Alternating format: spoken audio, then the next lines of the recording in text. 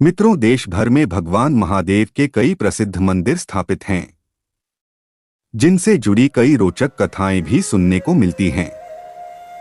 भोले भंडारी का ऐसा ही एक मंदिर बिहार के मधुबनी जिले के भवानीपुर गांव में स्थित है, जो उगना महादेव व उग्रनाथ मंदिर के नाम से काफी प्रसिद्ध है। ऐसी लोक मान्यता है कि इस मंदिर में भगवान शिव ने स्वयं मैथिली भाषा के महाकवि विद्यापति के घर नौकरी की थी। महाकवि विद्यापति हिंदी साहित्य की भक्ति परंपरा के प्रमुख कवियों में से एक हैं, जिन्हें मैथिली के सर्वोपरि कवि के रूप में जाना जाता है।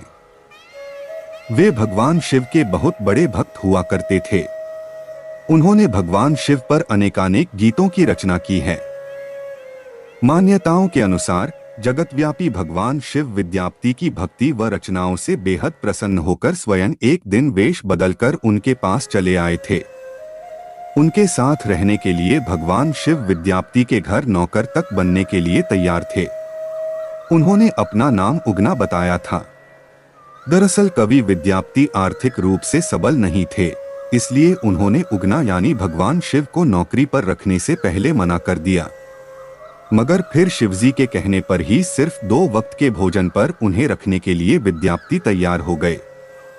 ऐसी कथा है कि जब एक दिन विद्यापति राजा के दरबार में जा रहे थे, तो तेज गर्मी व धूप से विद्यापति का गला सूखने लगा, मगर आसपास जल नहीं था। इस पर साथ चल रहे विद्यापति ने उगना से जल लाने के लिए कहा। तब शिव ने थोड़ा दूर जाकर अपनी जटा खोली व एक लोटा गंगाजल ले आए। जल पीते ही विद्यापति को गंगाजल का स्वाद आया। उन्होंने सोचा कि इस वन के बीच यह जल कहां से आया। इसके बाद उन्हें संदेह हुआ कि कहीं उगना स्वयं भगवान शिव ही तो नहीं है। उन्होंने शिव के चरण पकड़ लिए तो शिव को अपने वास्तविक स्वरूप में आना पड़ा। इसके बाद शिवजी ने महाकवि विद्यापति के साथ रहने की इच्छा जताई और उन्हें बताया कि वह उगना बनकर ही साथ रहेंगे। उनके वास्तविक रूप का किसी को पता नहीं चलना चाहिए।